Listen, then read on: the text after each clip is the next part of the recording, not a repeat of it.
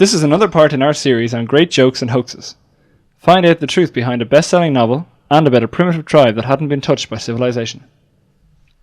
The Volcano. In 1980, a news channel in Boston ended with a special announcement.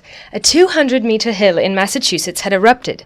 In a dramatic voice, the newsreader told listeners that lava was running down on nearby homes. An out-of-date audio tape was played of President Carter and the governor of Massachusetts declaring it as a serious situation.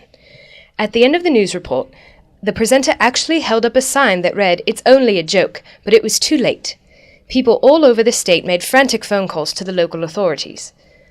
One man, believing that his house would soon be destroyed, had carried his sick wife outside in order to escape. The Milton police continued to receive phone calls well into the night. Channel 7 was so embarrassed by the reaction that they apologized the next day for the confusion, and the executive producer responsible for the prank was fired. The Eiffel Tower. In 1986, a French newspaper called The Parisien carried a shocking news story. An agreement had been signed to dismantle the Eiffel Tower. The plan was to reconstruct the international symbol of French culture in Euro Disney in the east of Paris. In the space where the tower once stood, they were going to build a 35,000-seat stadium for use during the 1992 Olympic Games. French nationalists reacted immediately throughout the country, and a demonstration was planned for the following day. The paper eventually admitted that it was a joke. Missing links. In 1971, a minister in the Philippine government announced a spectacular discovery. He claimed to have found a tribe of cave-dwelling, primitive people living in a rainforest. A television special showed the ancient people, known as the Tassidae, using stone tools and hunting with spears. However, no one was allowed to go to the village as it was in a restricted area.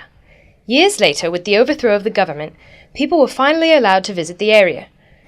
And, to their surprise, they found the Tassidae wearing modern clothing, living in prefabricated houses, and watching television. One of the tribesmen later admitted that the government minister had paid them to act primitive and to hide all their modern clothes, TVs, and stereos. Wrongful Writing. A top-selling book from the mid-1970s called The Education of Little Tree turned out to be a fake. The story was set in the 1930s and centered on the life of a Cherokee orphan who was brought up by his grandparents. In the story, the little Cherokee learns the Indian way of life from his elders and develops a deep appreciation of nature and struggles to maintain his integrity in a world full of prejudice. The story became a cult classic, popular among both children and adults. Eventually, almost 1 million copies were sold, and the book became #1 in the New York Times bestsellers list. However, a historian later discovered the truth behind the author, Forrest Carter. Apparently, Carter was not a nature-loving Cherokee, but an active member of the Ku Klux Klan. His real name was Asa Carter, and at one time he worked as a ghostwriter for George Wallace, one of the country's most famous segregationists. Carter had written the 1963 speech, "Segregation now, segregation tomorrow, segregation forever." In 1970, Carter ran against Wallace in the Democratic primary. Carter thought Wallace had gone soft on ethnic minorities and communists. Fans of the book were shocked, and the publisher deleted the line "a true story" from the book's cover. Carter eventually died in 1979.